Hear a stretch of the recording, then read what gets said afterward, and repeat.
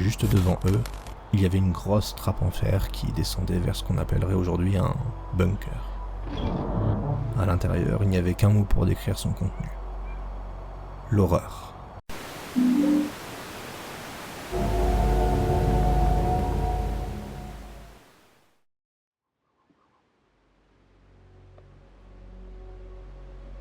Mon grand-père était Texas Ranger à l'époque de la Grande Dépression. Il est mort quand je n'étais qu'un gosse, alors la plupart de ce que j'ai entendu sur lui me vient en fait de mon père. Mais il y a de sacrées histoires, et celle-ci est probablement celle qui m'a le plus marqué. Comme vous pouvez l'imaginer, la Grande Dépression a poussé beaucoup de gens vers la criminalité pour leur permettre de joindre les deux bouts. Et ceux qui se remplissaient déjà les poches avec de l'argent mal acquis durent redoubler d'efforts pour maintenir le train de vie auquel ils s'étaient habitués. Résultat, le comté de Cochran devint la capitale des braquages de banques dans l'ouest du Texas. Les banques et les caisses de crédit de Morton, Whiteface et Bledsoe se faisaient braquer presque tous les jours, parfois même quotidiennement. Souvent, ceux qui braquaient la caisse de crédit de Bledsoe essayaient de passer la frontière et de filer au Nouveau-Mexique. Mais les fédéraux finirent par comprendre qu'ils fonçaient à toute vitesse sur la route 125 et ils commencèrent à poster des agents du côté de Tatum pour les intercepter et les arrêter. Sauf que tout le monde ne prenait pas la 125, et beaucoup plus de types s'en sortaient que ce que mon grand-père ou les Rangers auraient voulu. Un jour, mon grand-père essayait de pister un braqueur de banque à travers tout l'État. Ce fils de avait tiré sur une employée au guichet après qu'elle l'avait surpris. Du coup, il n'y avait pas eu pénurie de tuyaux. Des gens appelaient sans arrêt pour dire qu'ils avaient repéré soit le type, soit sa bagnole. L'un de ces tuyaux venait d'un homme qui affirmait être sûr à 99% d'avoir vu la voiture du fuyard sur le parking d'un motel isolé appelé le Yellow Rose. Mon grand-père est allé là-bas pour parler au propriétaire. C'était un gentil couple de personnes âgées qui vivaient là comme dans une sorte de semi-retraite au milieu de nulle part. Ils expliquèrent qu'avant le crash de Wall Street, l'endroit était plutôt animé. Mais en 1932, ce n'était plus qu'une maison de retraite déguisée en motel. Presque plus personne ne s'y arrêtait. Et quand des gens le faisaient, les deux vieux ne tenaient aucun registre. Ils laissaient les voyageurs payer leur tarif de 50 cents, choisir la chambre qu'ils voulaient, puis repartir quand bon leur semblait. Mon grand-père dit qu'ils étaient adorables.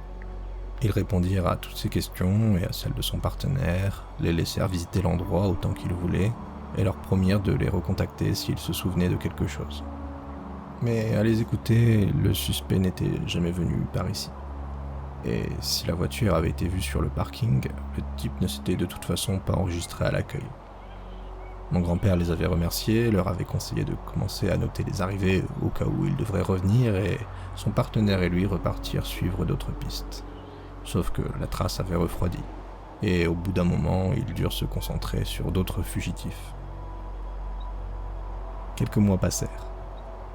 Mon grand-père et son partenaire enquêtaient sur un autre suspect, lié à un braquage totalement différent quand le nom du Yellow Rose est revenu sur la table. Cette fois, c'était un client qui affirmait avoir vu, par hasard, le suspect entrer dans une chambre avec exactement le même type de sac que celui utilisé lors d'un braquage de magasin d'alcool. Il semblait qu'ils étaient sur la bonne piste, sauf que, quand ils sont arrivés au motel, c'était la même histoire que la fois précédente. Ils n'avaient aucun registre, mais ils se souvenaient vaguement du type, après que mon grand-père leur ait montré une photo. À part ça, ils n'étaient d'aucune aide. Mon grand-père et son partenaire ne soupçonnaient pas vraiment le couple, mais ils commençaient à être un peu frustrés par leur inutilité. On pouvait les excuser à cause de leur âge et de leur tempérament, mais quand même. Mon grand-père se disait que si ça avait été n'importe quel autre motel, il aurait déjà eu les suspects derrière les barreaux. Quelques mois passèrent encore. Et ouais, vous avez deviné, le Yellow Rose Motel apparaissait encore une fois dans les dépositions liées à un suspect de braquage à main armée. Mon grand-père et son partenaire reprirent la route et allèrent parler au propriétaire. Sauf que cette fois, ils les prirent en flagrant délit de mensonge. Le témoin avait dit que le suspect semblait nerveux et refusait de sortir de sa chambre. Ce qui voulait dire que le vieux propriétaire avait dû aller le voir à chaque fois qu'il avait un souci. Et apparemment, il en avait eu beaucoup. L'homme admit avoir parlé au suspect, mais au début, il avait fait semblant de ne pas comprendre de quel client les Rangers parlaient. Et quand mon grand-père demanda s'il avait été assez longtemps dans la chambre pour bien le voir, L'homme mentit en disant que non. Mon grand-père et son partenaire restèrent calmes. Ils ne le plaquèrent pas contre un mur pour l'accuser, ce n'était pas leur style. Ils firent comme s'ils le croyaient et repartirent en essayant de comprendre comment ce gentil couple pouvait être lié à ces criminels. Le partenaire de mon grand-père pensait que c'était assez évident. Le couple âgé offrait un refuge aux braqueurs à condition de toucher une part du butin. Le loyer n'était pas de 50 cents pour eux. Non, c'était plutôt 50, 100 $, et à l'époque, c'était une somme énorme. Le seul problème, c'était que mon grand-père et son partenaire devaient le prouver.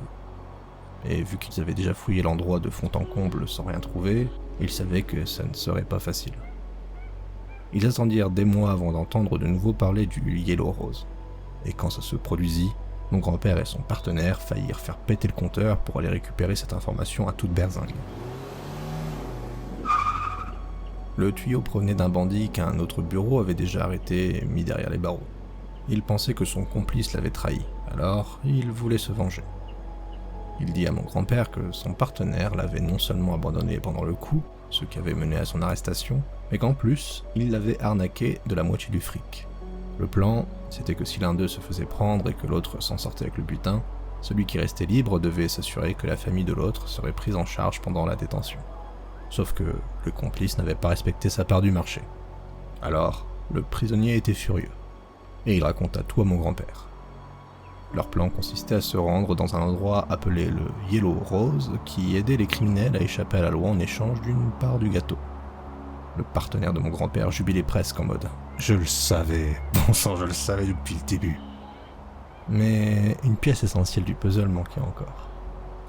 Mon grand-père ne savait toujours pas comment le couple aidait concrètement les criminels à disparaître, et le prisonnier n'en savait rien non plus. Donc impossible de leur passer les menottes tant qu'ils n'avaient pas élucidé ça. Ils planchèrent sur la question pendant des semaines, leur chef adjoint sur le dos exigeant des résultats. Au bout du compte, mon grand-père et son partenaire élaborèrent un plan. Ils allaient demander l'aide d'un troisième ranger, un que le couple âgé n'avait jamais rencontré, et l'envoyer sous couverture en faux braqueur pour s'enquérir de leur service. Ils pensaient que c'était infaillible. Surtout parce que leurs collègues rangers s'étaient naturellement mis dans le rôle. Ils avaient affaire à des enfoirés sans foi ni loi presque tous les jours, alors en imiter un était facile. Il suffisait d'être patient, de gagner leur confiance, puis de les placer sous surveillance. Première étape, envoyer leurs collègues approcher le couple et voir s'ils accepteraient de l'aider. Il entra, quelques minutes passèrent.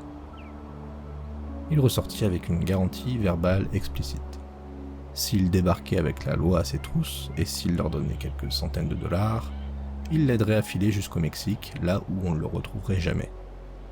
Après ça, il ne restait plus qu'à choisir une date et une heure, à diffuser un faux bulletin d'information à la radio pour que le couple croie vraiment qu'un braquage venait d'avoir lieu, et à faire arriver le ranger sous couverture au Yellow Rose en faisant crisser les pneus avec un gros sac d'argent. Le jour de l'opération, mon grand-père et son partenaire se postèrent près d'un château d'eau à environ 1 km du Yellow Rose et observèrent toute la scène avec des jumelles.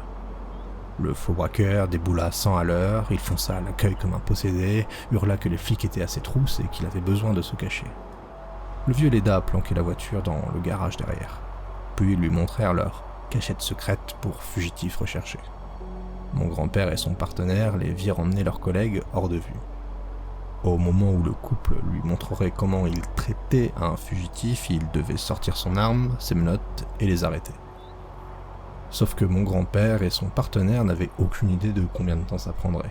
Parce que bon, qui sait, si ce n'est les vieux suspects. 30 minutes passèrent, puis 1 heure, puis 2 heures, et ils commencèrent à se demander ce qui se tramait. À l'époque, il n'y avait pas de micro, pas de gadgets sophistiqués comme aujourd'hui.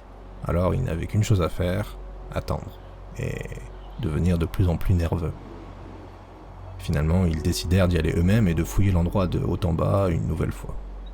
Mais cette fois, ils arrivèrent en force. Il y avait des rangers, des agents du shérif et même 2 agents fédéraux qui avaient fait la route depuis Plains à la dernière minute dès qu'ils avaient appris qu'un Texas Ranger avait disparu. Ce sont les chiens qu'ils avaient emmenés qui retrouvèrent le ranger. Et malheureusement, ce n'était pas parce qu'ils étaient dressés à retrouver des personnes. ces chiens-là étaient dressés à sentir le sang. Et bon Dieu, du sang, ils en trouvèrent.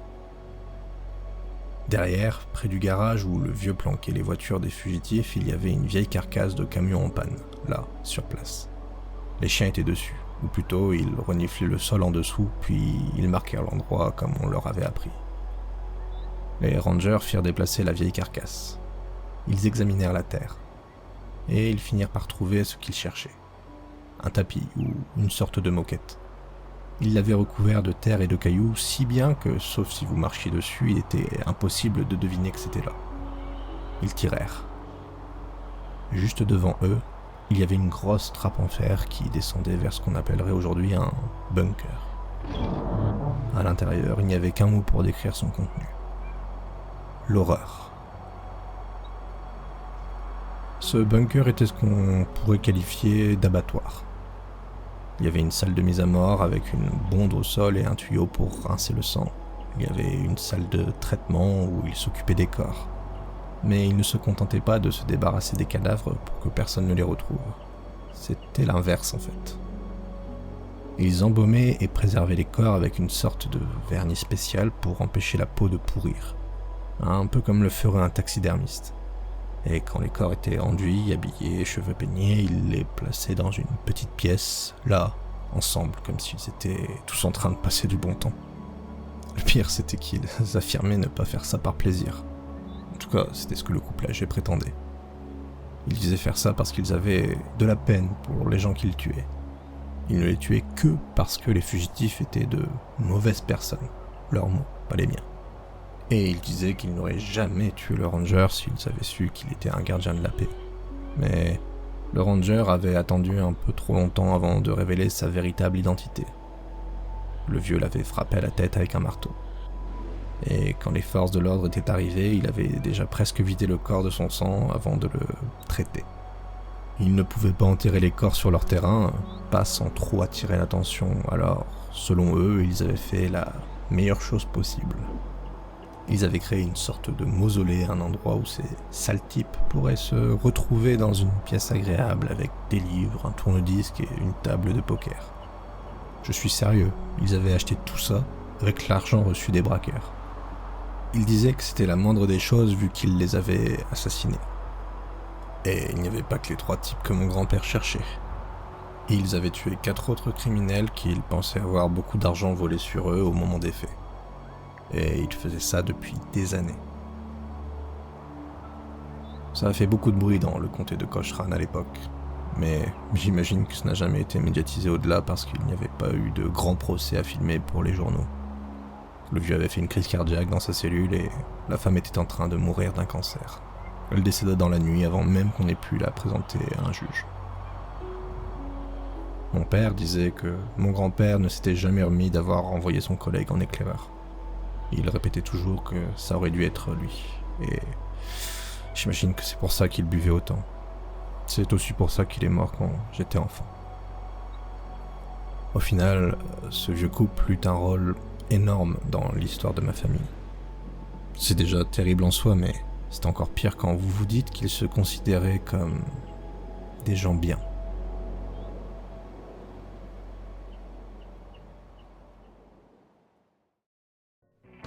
Alors, qu'avez-vous pensé de cette histoire ?